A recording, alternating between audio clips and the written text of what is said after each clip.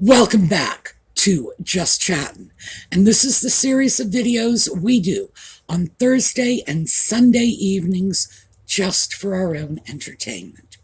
So, we do not have a cat with us this evening. Audie is annoyed with me. I removed one of his many favorite blankets from one of his many favorite chairs. The blanket is going to be donated. He has more than enough blankets, and I've decided that winter is coming. It's about time I started passing those off to people who can make good use of them. So he's going to sulk, and we're going to go ahead without him. But because I know some of you really like the small fuzzy stuff, we have company. And yes, we are going to be talking about the sock puppet this evening. Yes, you. Yes, because I'm important. No, I'm the important one. Ooh, give me a kiss, give me a kiss. No, buy me something. Okay. Yeah, the sock puppet. And, of course, we can't talk about the sock puppet without at least making mention of his puppet master. So, when we come back,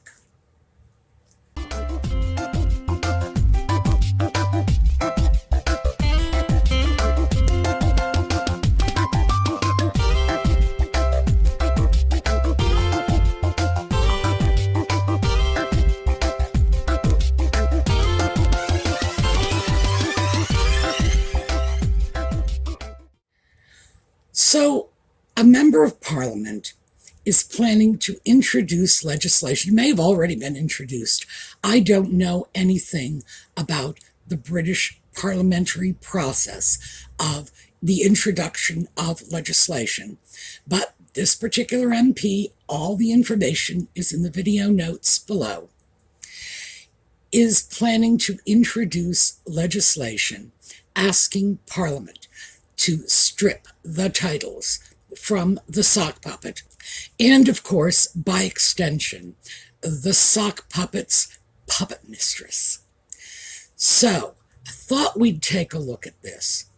I don't know, as a matter of law, I don't know how much will be gained by this. I do know that if this goes through an ordinary parliamentary procedure, one thing we will know, and we will find out definitively, is what the British public thinks of this. And it's safe to assume, given the fact that Charles has always valued his popularity, I think it's safe to assume that if the British public speaks out, to the extent that I imagine they will, in favor of this sort of legislation, perhaps Charles will do something. I don't know what, but time will tell. In any case, I welcome throwing this out there in a public forum so that the public can have its voice heard. We'll see. However, that is not the only bit of legal problems that the sock puppet and the sock puppet's puppet mistress are facing these days.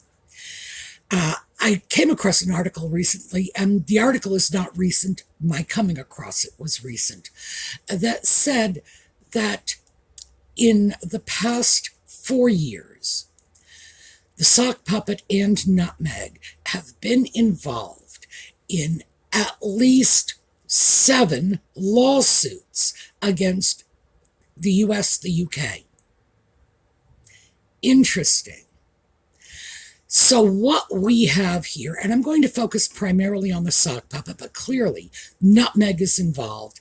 I think we're all very, very much aware of the fact that this bozo doesn't even go to the bathroom without her permission. So if he is waging legal battles, well, I guess that's something Nutmeg learned from her time pretending to be a lawyer on Suits. There we go. And I think that is the crux of it, by the way. So in all this time, 7 lawsuits, and that's what they have cited. This is craziness. I think it's important to keep in mind that while all this is going on, of course, they're eviscerating their families, both their families, his family and her family. Nuts. Beyond nuts. It may be very comforting for us to think of this in terms of a scorched earth plan. Nutmeg and the sock puppet have decided that if they're not going to get Buckingham Palace, no one else is either. But actually, it's a little worse than this. Well, it's a lot worse than this. One of the things I want to talk about, just to lay the groundwork for this, is a little over 100 years ago in the U.S., our population was debating on the street. So this is just the voice of the street, debating whether or not it was a wise idea to get involved in World War I. A very significant percentage of the American population did not want to see this because they wrote it off as a family squabble by the descendants of this same royal family. So I think it's important that we keep in mind that when the British royal family starts this infighting, a lot of bad things can happen. And why don't we just start with 20 million dead, half of them civilians, and another 20 million wounded in the First World War. Now, I don't want to say that I think that the sock puppet could escalate to that extent. I'm surprised he can escalate his way out the front door in the morning. We've seen that he can't even manage to keep his shoes on his feet without that whole Buckingham Palace staff, because when he was in the UK, that man wore shoes. Now that he's in the US, he is barefoot. I think there's a connection here. The thing is that we're talking about a person in the form of the sock puppet with such an elevated sense of his own importance that he absolutely believes that it's his destiny to rewrite the free speech laws, to lecture all the rest of us on how these things should go down, and that he has greater privacy rights than anyone else on the planet. So how do we know this? Well, let's take a look at what he is suing the British tabloids for, which is invasion of privacy. He is claiming that they went to unreasonable lengths in order to spy on him to get headlines. Just for a little perspective, small amount. Does anybody remember in the sock puppet's dreadful memoir, Spare, that he gave enough details about his first sexual experience to effectively out the young woman with whom he shared that experience? Oh, I do. And not only did he not ask her permission for going public, by the way, with a secret she kept for 20 years. Okay, she wished him about this. He was the one who blew it wide open. And of course, she could have sold that. She could have taken that story anywhere in the English-speaking world and sold it to the media for serious money. She didn't. He not only did not get her permission, but he did not even give her a heads up to let her know it was happening. She found out that this sexual encounter was public when other people read about it in the book, put 2 and 2 together, and figured out who it was that the sock puppet was talking about. So, apparently our champion of privacy rights feels that privacy is okay for him, but not anyone else who happens to accidentally find themselves somewhere in his immediate vicinity. Oh no, we could just spill their beans all over the place. In addition to that, and that was the most flagrant example, he spoke about his colleagues in the Afghan campaigns. He spoke about his friends at school. And frankly, he portrayed both himself and his friends in a very unflattering light, although I don't think he realized exactly how unflattering that light was until people began calling him on things like bullying a disabled headmistress. Headmistress, house mother, I think she was. No, I don't think he understood the ramifications of what he was saying, but hey, it's the sock puppet. He doesn't understand the ramifications of the sun coming up in the morning. So why should we expect more than that? But certainly outs everybody. He outed all of his friends who were off in the basement drinking and doing drugs with him. Yes. And I'm sure there were a great many people in that social circle who knew exactly who he was talking about. But that was okay. That's okay. Why? I do not know. I have no idea unless I simply go back to my underlying assumption. Privacy for me, but not for thee. And then, of course, we have the Todger. If you say Todger today, everybody just somehow comes up with this bizarre image of a frozen blue thing. It's like, look at my junk. And as if that wasn't already too much information, he then shares with us that in order to soothe the frozen Todger, he uses the same cream his mother used on her lips. I don't know about the rest of you, but I can hear Sigmund Freud banging on the lid of his coffin to get out right now. He is just pounding, screaming, somebody needs me. Oh yeah. This is what he throws out to the public. And then he complains because somebody in the press might have said where he went for drinks and dinner last weekend. Oh, please. It's absurd. This is a person who has no reasonable expectation of privacy. By the way, that's how it works in the U.S. Your privacy rights are based on your reasonable expectation of privacy, which means if you spill all your family beans all over a published work, you don't get to come back and claim somebody else done you wrong because they spilled, 1, 2 beans here and there. No, I don't think so. What we need to be mindful of is when he attacks the British press and the American press, because they have attacked the American press as well.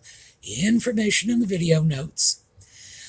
When they do this, they are not attacking mindless, faceless institutions. They're not. They are attacking working journalists and journalistic photographers, etc., etc. Now, the paparazzi as a general category tend to be freelance photographers, but these are people who make their living legally. This is a legal occupation. Legally, by getting photographs of celebrities and selling the photographs to publications. You may not like the job, you may not have a lot of respect for the occupation, but the fact of the matter is, as long as they are not breaking any laws, if they're not going up and pushing people down in order to get photographs, they're doing their job. And the people they are photographing, as a general rule, and certainly in the case of the sock puppet, are putting themselves out there and inviting this sort of attention. Now, the sock puppet claims he was born to this. Well, maybe, maybe not. It all depends. You just never saw this sort of media attention being visited upon the children, the grandchildren of Princess Anne. No. You don't see this sort of attention being visited on the little Cambridges, and Waleses. I'm never going to get past that. They will be 90 years old. They'll still be the little Cambridges to me. You don't see this. Now, the sock puppet hit a point in his life where, through his own outrageous behavior, the drug use, the racist name calling, well, I was going to say, do we need anything more than that? Invited press scrutiny all by himself. If he had kept his mouth shut and his nose clean, he probably never would have seen the level of scrutiny he saw. Now, can I prove that? No, of course not. Can he prove otherwise? No, of course not. And that's kind of the point. So what we're dealing with is someone who is attacking the media, challenging the right of the media to report news and the people to have that news reported to them. And remember, jobs are at stake here. If he theoretically wins this, and it's like $500,000, £500,000. It's 400 something thousand pounds and 500 something $1,000. So I'm just approximating it at $500,000 pounds. That's all he's fighting for, which frankly, his family, that's pocket change. What he wants is not the money. Well, I'm sure he does want the money, because I very much doubt it's going to charity, because he and the lovely wife do not exactly have a history of giving their lawsuit winnings to charity, now do they? Nutmeg did not even give that $1 she got from winning the lawsuit against the Mail on Sunday, didn't even give that $1 to charity. Yeah, come on. So yes, sure, it's about the money, although, as I say, it's pocket change for his family, so I don't understand why he would even bother, except that it muzzles the free press, which means it limits the ability of the British public, because these are British papers he's suing today. Who knows who it'll be tomorrow. It limits the ability of the British public to get information. And so there is a real impact. It's like his lawsuit to retain his internationally protected person status and keep the bodyguards from Scotland Yard, and it's armed police, by the way. I have to throw this out just as an American. Armed police, as opposed to what? It's like they have unarmed police in the UK. And if I ever decide it would be worth my time to take up a life of crime, I'm going to do it in the UK. What happens? The police say, stop, it is the police. And I will just say, no, thank you, not right now, and keep on going. And they don't have guns. It's like, my goodness. I am just surprised that every criminal in the world hasn't just descended on London. How strange that is. Unarmed police. All right, enough Americanisms. When he wants all of these services that the British taxpayers will have to pay for, that the American taxpayers will have to pay for when he comes back to his home here, that the French taxpayers will have to pay for when he goes on vacation. Make no mistake about it. People will suffer as a result of this. Do you think the average working person actually cares one way or another about the level of his invented security threats? No, they don't. That doesn't put food on their table or pay their light bill. However, if he can persuade a court otherwise, then it will be taking food off their table and interfering with their ability to pay the light bill, because we are all going to have to pick up this spoiled, pampered, rich brat's security instead. And why? Because he and the wife like cruising around in 9-car-long motorcades pretending to be the king and queen of the universe. And that's all it is. It's the bells and whistles. Well, it's not all it is. As the Royal Grift says, it also will give them access to information about people on their enemies list. So, yeah, maybe we should watch out for that. The fact is, there's real, genuine harm. Even as we speak, real, genuine harm in the fact that the British courts are currently wasting their time dealing with these lawsuits. We've got an American court dealing with another lawsuit in Florida. The fact is that this is having an impact. There is harm. So what we've got is massive and highly defamatory attacks, some of which are deeply personal, against the royal family. We have lawsuits challenging the right of a free press to report information. We have demands for security on the assumption that he is somehow more important than anybody else on the planet. And we have all of the dominoes that fall into place as a result of this. All the people whose livelihoods are jeopardized in the event the sock puppet wins lawsuits against the publications. All of the information we don't get, the rights that we have long cherished, just in the Anglo-American world, to a free press, free information, free speech.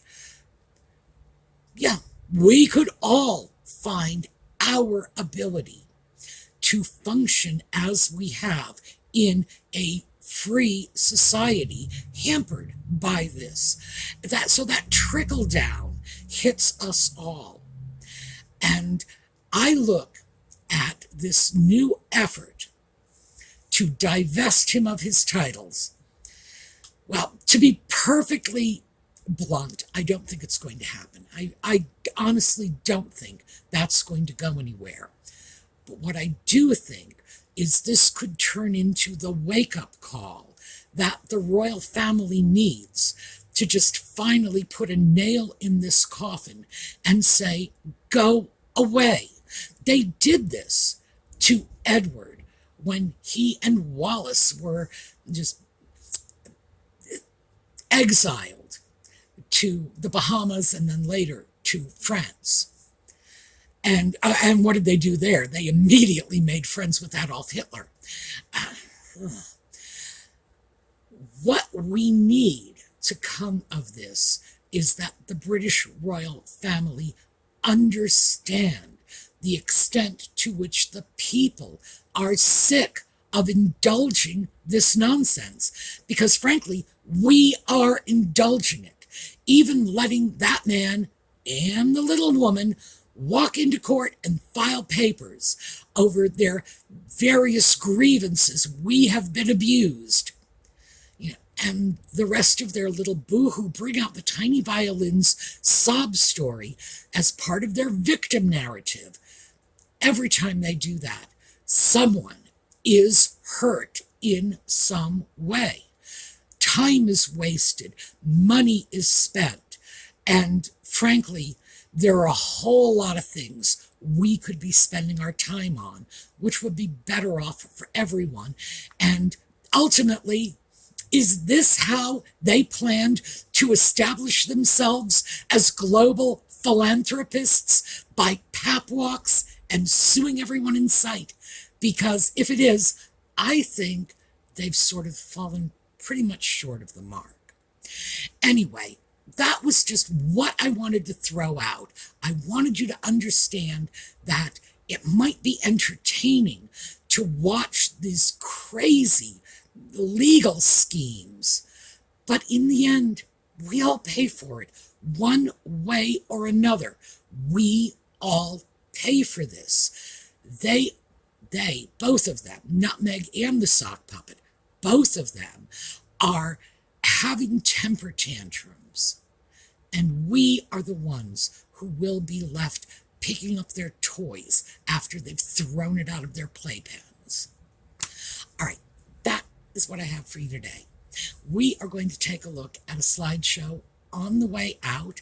I will see you all. I will see you all over the weekend for those of you who follow the project videos, Coffee and Conversation, and Sunday night for more Just Chattin'. So in the meantime, have a terrific day.